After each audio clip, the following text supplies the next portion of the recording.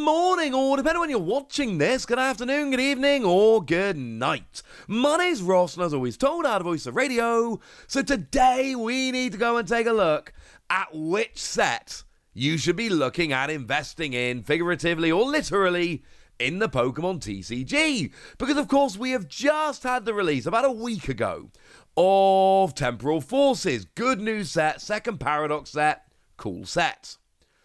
But then we also had Paradox Rift not that long ago. Paradox Rift, another very cool set. Lots of lovely stuff in there. But then we've also had the reveal, the tease, so to speak, of Twilight Masquerade, which is not very far out because of the traditional February set, which is Temporal Forces, ending up turning up in March. Well, that means that we've only actually got about 2 months between sets here. Well, 2 months and 2 days if you want to be a pedant, and I do. So we need to start thinking about, alright, should we go in Paradox Rift? Should we be going Temporal Forces? Or should we be waiting with bated breath for Twilight Masquerade? Well, if we start off with the new set Temporal Forces, to put it bluntly, Temporal Forces is a really good set. A really, really good set. Now, in terms of kind of value and chase cards, English sets just haven't been there for a little while. We're not seeing a huge amount of these massive, super expensive chase cards turning up in English sets. But right now, we are actually seeing that the Iron Crown Special Illustration Rare is sitting at about $100, and then Raging Bolt is sitting there at about $70. So there are a couple of cards that are really worth picking up. But honestly, we're heading into the European International Championships. It's coming up next weekend. I'm going to be there, incidentally. If you're there, make sure you say hi. I'm not casting this year, but I am going as media, so I will be there, but with actually more free time than normal. So, you know, come and say hi. Seriously. Every event I go to, I get messages from people after the fact being like, oh, I wanted to come and say hi, but I couldn't find you. I'm going to be more around and easier to find. Come say hi. But we're going to see the impact of this set. We already know that Lugia is magically going to be a great deck again, and it's because we've got Master Ball, which helps with your Pokemon search, which is a big deal, and Cinccino, which is a great single prize attacker that can basically KO anything. We know that future decks are getting a phenomenal boost with the combination of Miraidon and Iron Crown. Miraidon to accelerate energy, Iron Crown to do extra damage. We know that ancient decks are getting really good non-EX attackers in the form of Koraidon doing damage for each of your ancient Pokemon in play. But then we've also got Roaring Moon that does damage for each ancient card in your discard pile. And then, of course, that can add up very, very, very quickly indeed. It is a very, very good set. And, of course, it is a set which is bringing in ace specs. So you've got things like the aforementioned Master Ball. We've got things like Maximum Belt to do more damage and Hero's Cape to give you more HP. And then, of course, the ridiculous Prime Catcher, which lets you just grab a Pokemon off the bench into the active and switch while you do so. It is a phenomenal set in terms of playability. And it is made up of 2 sets over in Japan, which is important. It means that there are going to be 22 illustration rares. Might I show you once again the Excadrill and the Litten. I love these two. I think they're absolutely stunning and wonderful and beautiful and lovely, and I love them. 2 of the best we've seen, frankly. But then we've also got a bunch of special illustration rares from the 2 sets, and there's a lot of cool stuff going on. It is a very, very good set. In terms of value, it's fine, but none of the Scarlet and Violet sets are great, just to be clear. In terms of value, which is good for people who are trying to collect, so I'm all in favour of this. But playability-wise, it is awesome.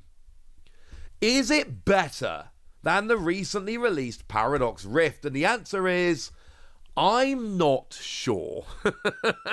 Not to be mean, but they are both actually very, very good sets. So in terms of value, Paradox Rift loses. Like, the number one card in the set by a bit of a margin is Roaring Moon at like $55, significantly below the top two from Temporal Forces. Although do remember, Temporal Forces is a newer set, so prices haven't completely settled down yet. But it is fair to say that in terms of value, Temporal Forces wins. Like, we can look at TCG play, we can literally look at objective measures, and Temporal Forces wins. But if we start looking at how good the set is and how many playable cards are in there, this is another very, very strong set. Of course, we know Iron Hands is seeing a lot of hype at the moment because of the new tricks from Temporal Forces, but that is a great card, which is seeing a lot of play and a lot of success, and is jumping up in terms of price at the moment because it's so good.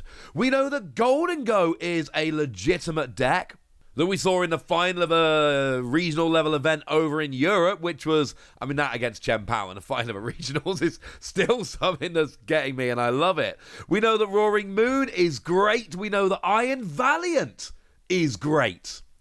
And of course, this was a set that laid the foundation for these ancient and future Pokemon.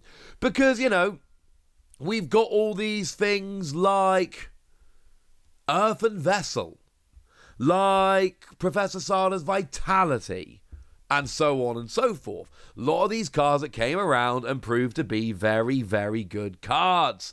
Techno Radar, if you want a future card that's really, really good. It's very, very nice. Great, great set. Now, something which you could see as a win or a loss depending, this was made from 3 sets over in Japan, so there are 36, or time you take out the Elite Trainer boxes, 34 illustration rares, like the lovely Steelix that I'm a gigantic fan of. That does make the individual cards harder to pull. And it is worth noting there's no ace specs in this set, so it's harder to pull the individual illustration rares. There are no ace specs, and it doesn't have the same value as Temporal Forces, though it does have a lot of good cards. I think if you put them side by side, you've got to give the edge to Temporal Forces here. I still think Paradox Rift is a great set. I just think it falls down a little bit. So what about Twilight Masquerade? Well, we're a month and a bit away from pre-releases here.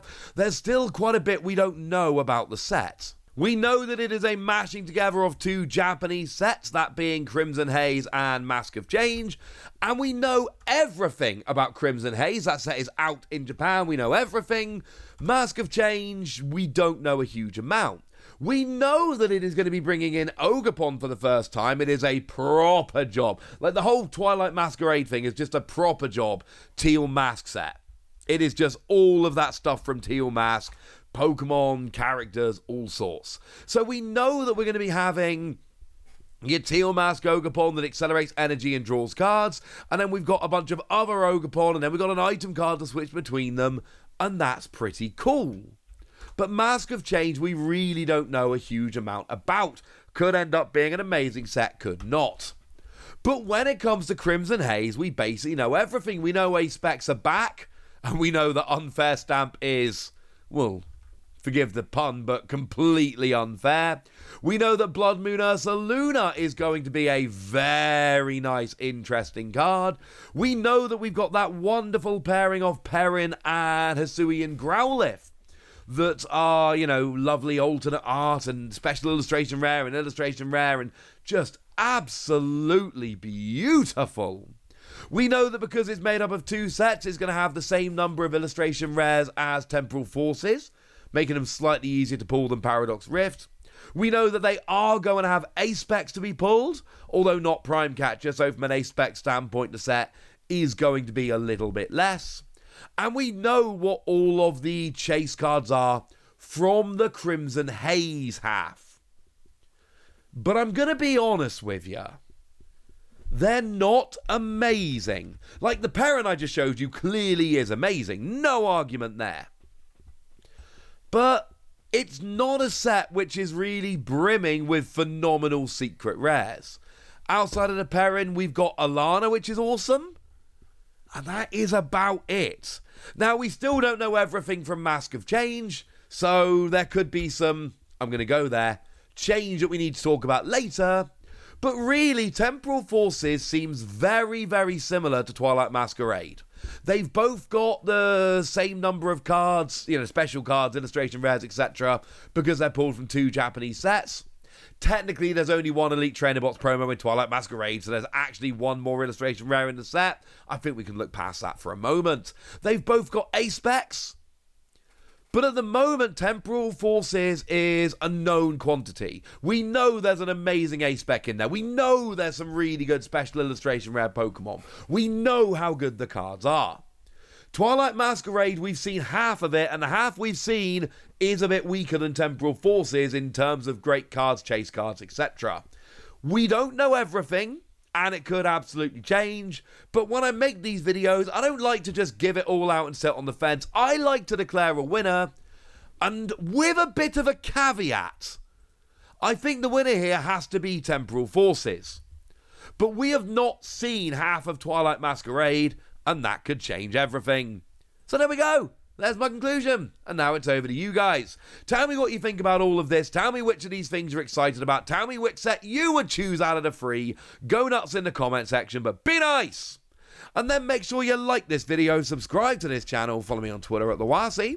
That's where we talk about Pokemon and a whole bunch of other card games. And please do consider checking out patreon.com/PTCG Radio, where you can support the channel, get some bonus podcasts and all kinds of fun things. And get shoutouts on the channel, like the lovely It's a Coaster, who is one of the most active members over on our Discord and is a very lovely person. So shout out to them for the support and the loveliness.